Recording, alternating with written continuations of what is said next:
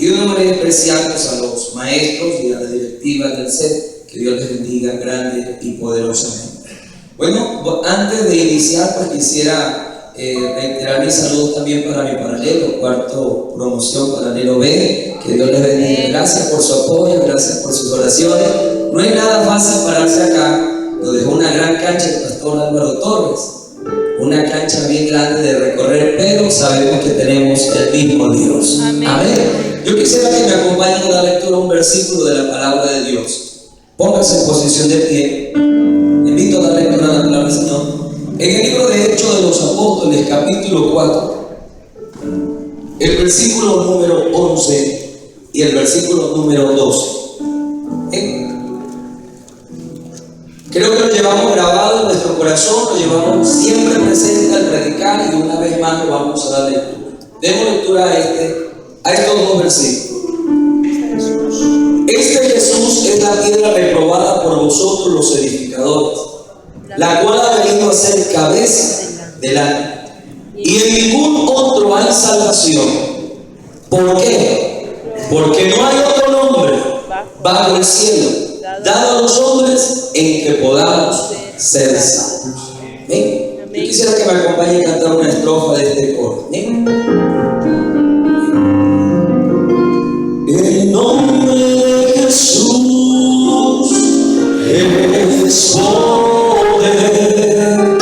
El nombre de Jesús victoria es. El nombre de Jesús levantado está. El nombre de Jesús sublime es. El nombre de Jesús victoria es.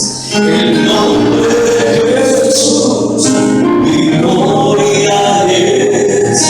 El nombre de Jesús levantado está. El nombre de Jesús sublime es. Yo le canto y le alabo, yo le exalto y le adoro.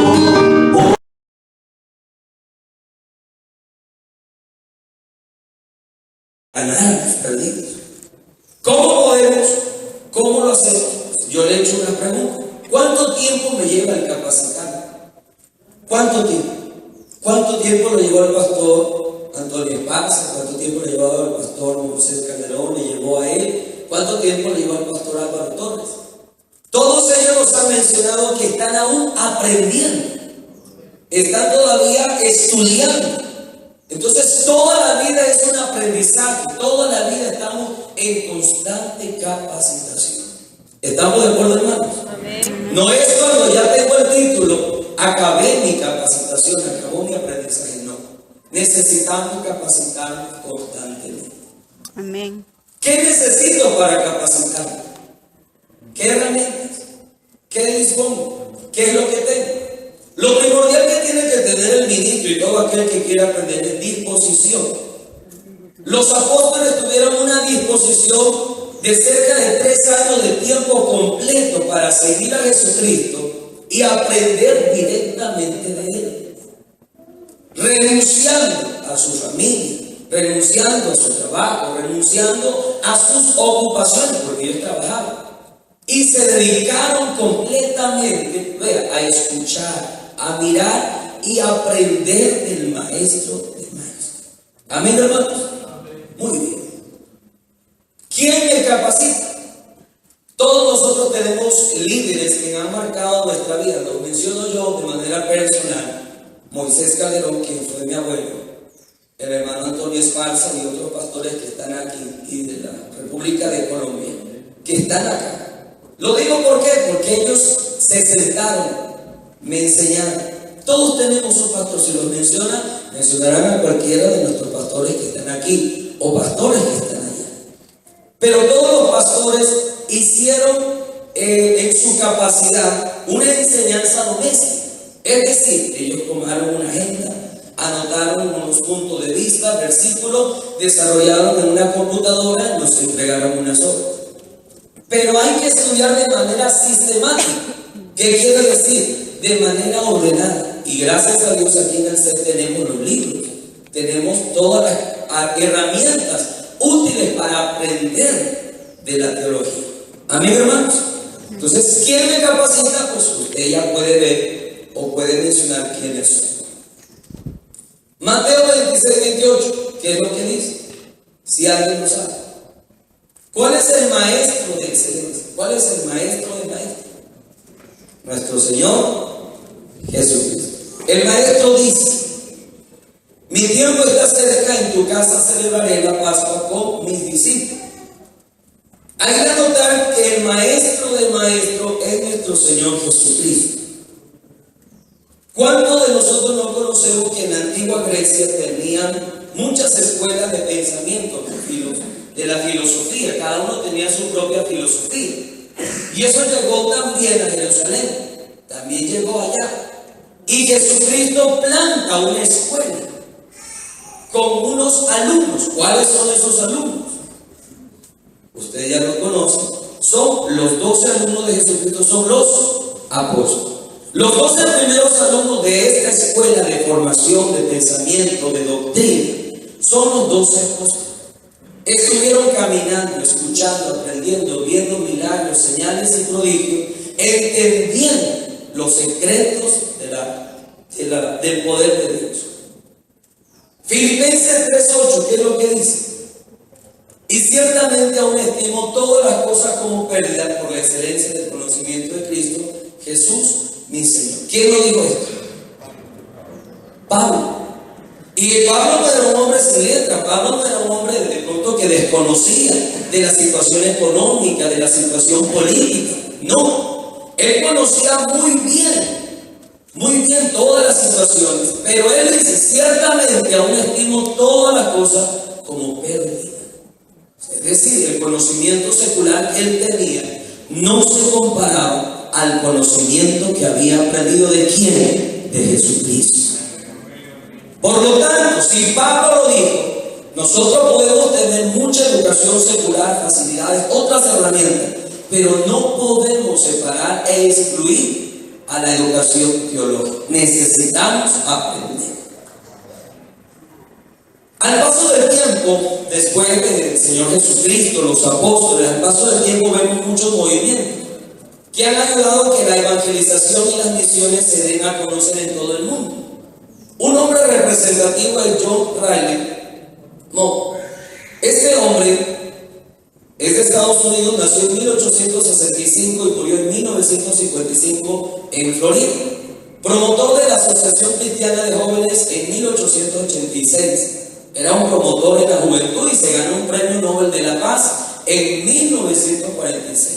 Miren nada más que él estudió a los 16 años en una universidad de Iowa y él presidió, como decía mi compañero, ¿qué pasó?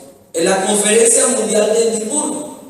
Y en esa conferencia, como se reúnen todos estos pensadores, predicadores y bueno, de toda corriente doctrinal, se reúnen y definen al estudio de la palabra de Dios como ciencia de las misiones. 1910, a ellos lo pone primero nombre, ciencia de las misiones. Este hombre fue secretario y en 1915 fue el presidente de dicha conferencia. Ahí usted puede notar, no sé si se aprecia, una fotografía de la conferencia. Muchos líderes de todas partes del mundo se reunieron en Edimburgo en 1910. Ahí por primera vez se toma el estudio de la palabra de Dios como ciencia de las misiones. Otros congresos y movimientos que hubieron después. En 1916 en Panamá se hizo otro congreso. Bueno, ellos se reunieron allí y pusieron ya no ciencia de las misiones, sino le pusieron, ¿cómo dicen? Misionología.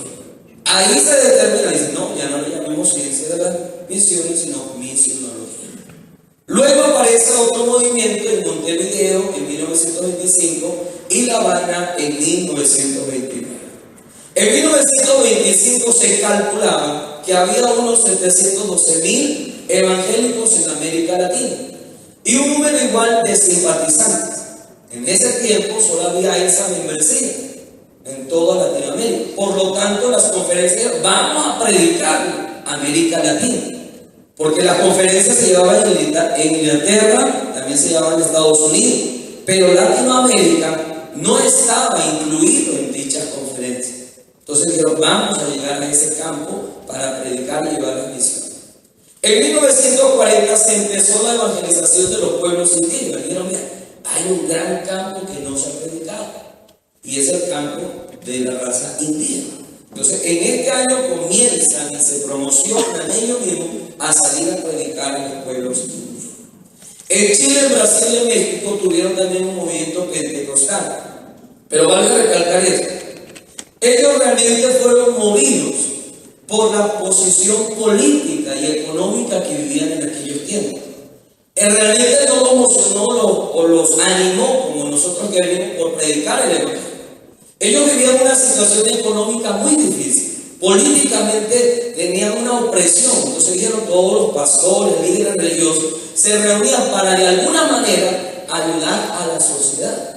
Y ahí aparecen dichas conferencias. Una alabanza para nuestro Dios.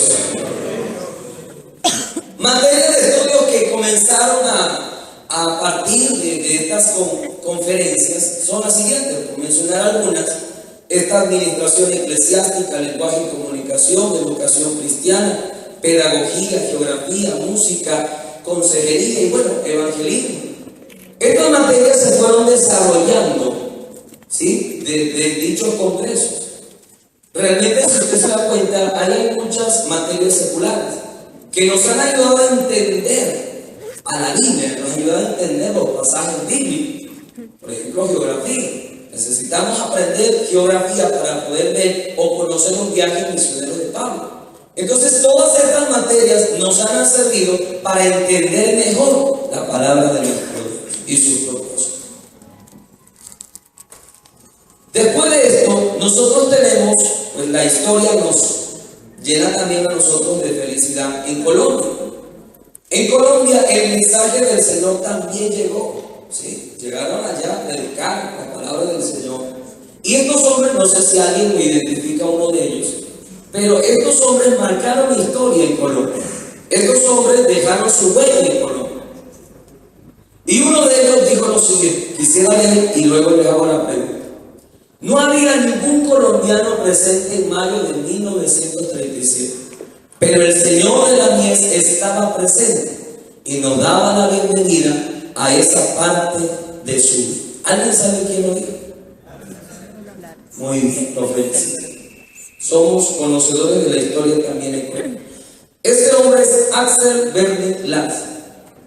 Él fue el que llegó a Colombia a predicar la palabra del Señor.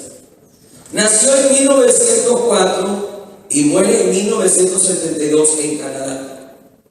Él nació en el reino de Dinamarca, allá nació él.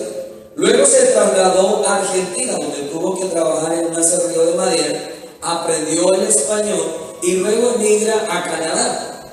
Y es en Canadá donde conoce a Jesucristo, se bautiza y se casa pues, con su esposa Abigail. Y en 1935, el 12 de mayo, llegan a Colombia, juntamente con su esposa Abigail y su hijo Kate. Venían de la iglesia pentecostal de Canadá y también pues se trasladaron a una parte de Colombia donde presenció un bautismo de un pastor de la localidad y de allí se dirigió a Bucaramanga. Él se dirigió a la plaza central de ahí, sacó unos Nuevos Testamentos. Su esposa Abigail comenzó a dar enseñanza a los niños y allí comenzó el mensaje de la palabra del Señor en Bucaramanga y luego a Medellín y luego a otras partes de Colombia. La primera hermana bautizada por el hermano Axel Vernet es la hermana Amelia Tobito. Esa fue la primera hermana que fue bautizada. Su esposa muere dando a luz. La hermana Abigail quedó embarazada. Y bueno, dando a luz, ella le da preeclampsia. Se le sube la presión y muere en el parto. A los pocos meses, poco tiempo de estar en Colombia, su esposa muere. Los hermanos en Canadá le mandan un comunicado y dicen, hermano Lance, devuélvase, regrese para Canadá porque el dolor que usted tiene es muy grave. Su esposa, acá está su familia y sus niños están huérfanos y el recién nacido. Le mandan el comunicado al hermano Lance. El hermano Lance envía otro comunicado diciendo esto: ha caído un soldado, envíe refuerzo. No se dejó vencer, demostró fuerza, valentía. Se había quedado con sus niños huérfanos. Podía haber dicho, no, ya me devuelvo para mi país. Pero se armó de valor y dijo, ha caído un soldado, manden refuerzo. Él estaba bien claro en lo que se había propuesto hacer. Y algo que se me estaba pasando de mencionar es que él se ofreció para venir a Colombia a predicar la palabra del Señor. Entonces no podía irse derrotado. En el Ecuador nosotros también tenemos una historia. Sabemos que en 1959 comenzó la evangelización y la predicación en el país. Y al paso del tiempo hemos tenido muchas victorias. Pero queremos que usted entienda, hermano. Si Dios nos ha ayudado ha sido porque el Espíritu Santo ha estado con nosotros. Pero tenemos también herramientas que nos ayudan a capacitarnos y a ampliar nuestros conocimientos. Por lo tanto, el Ecuador tiene un centro de estudios bíblicos que tiene como un lema enseñando las verdades eternas.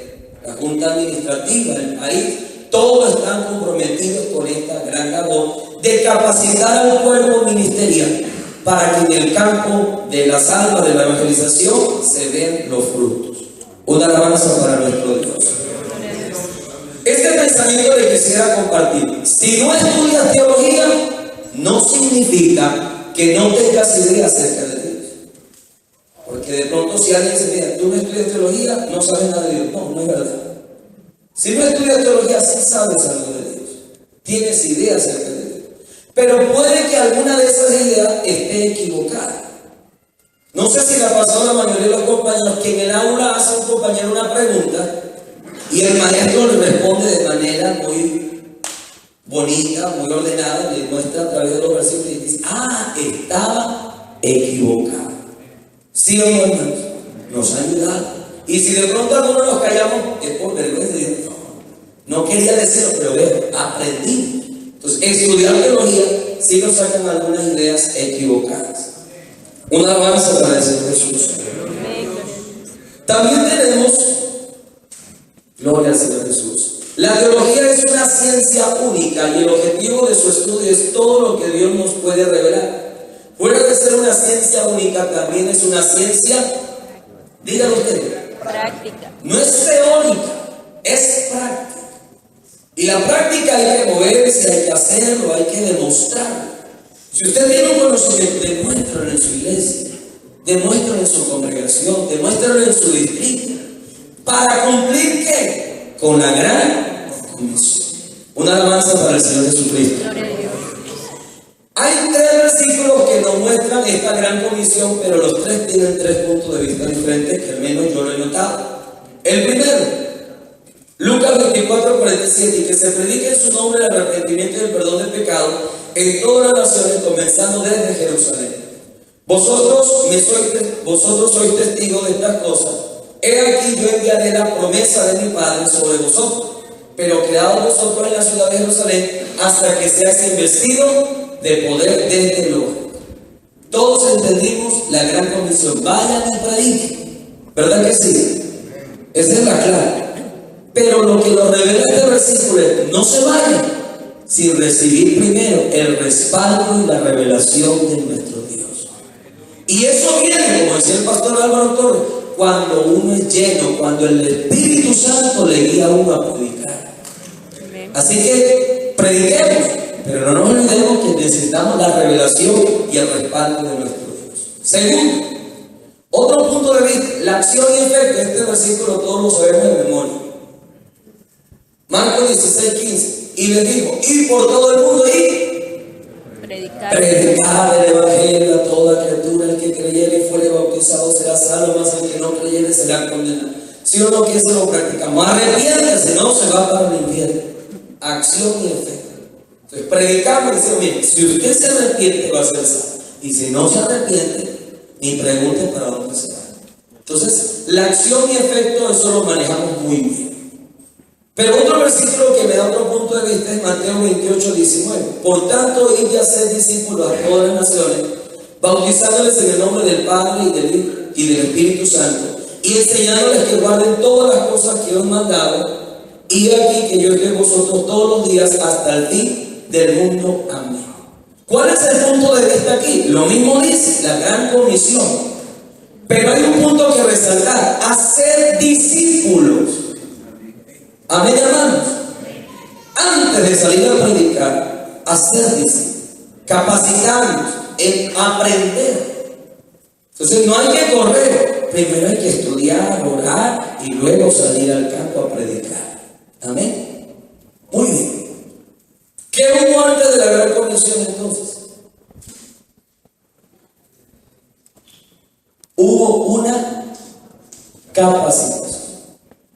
Los apóstoles no salieron hoy día y le digo que vayan a predicar. Tuvieron antes, como decía el pastor Álvaro, una capacitación. No es que salieron de la nada. Ellos tuvieron 3 años aprendiendo del maestro de maestros. Tenemos una alabanza para el Señor Jesús. Y nosotros estamos aquí también aprendiendo día tras día para predicar, para anunciar las buenas nuevas de salvación. Una historia que aún no termina, ¿verdad? La historia no termina aquí. No. El hermano Lance formó parte de esta historia. El hermano Zúñiga igual formó parte de esta historia. Hermanos que nosotros recordamos, los tenemos presentes: hermano René Gálvez, el hermano Eliseo Vázquez, y cómo no tener presente el pastor Álvaro Torres, que lo tenemos aquí. Son parte de la historia. Amén, hermanos. ¿Y cuántos les felicitamos por enseñar? Sí, ¿verdad que sí? Démosle un aplauso entonces porque se lo merecen. Porque ellos han venido a enseñarnos, a capacitarnos. Pero escucha bien, hermano, yo creo que llegó el tiempo de nosotros. Llegó el tiempo de nosotros. Ahora el Ecuador necesita de usted. El Ecuador necesita de todos mis ministros que tomen esa valentía, así como hizo el hermano Larsi y todos los pastores que han venido acá, de permanecer, de capacitarse, de estudiar. ¿Para qué? Para que nuestro país sea también alcanzado por el Evangelio. Cada generación marca su historia. Llegó el tiempo de marcar nuestra historia, hermanos. ¿Quiere ser parte de la historia? Aprenda, capacítese y salga y deje su huella en el país. De pronto ahorita no aparecerá nuestra foto en un estudio bíblico, no. Dejemos huella y dejemos que la historia sea lo que mencionen a aquellos hombres que predicaron, aquellos hombres que entregaron su vida. ¿Y por qué no decir, hermano? Todos nosotros comprometámonos hasta que el Ecuador sea lleno de verdad. Que Dios los bendiga.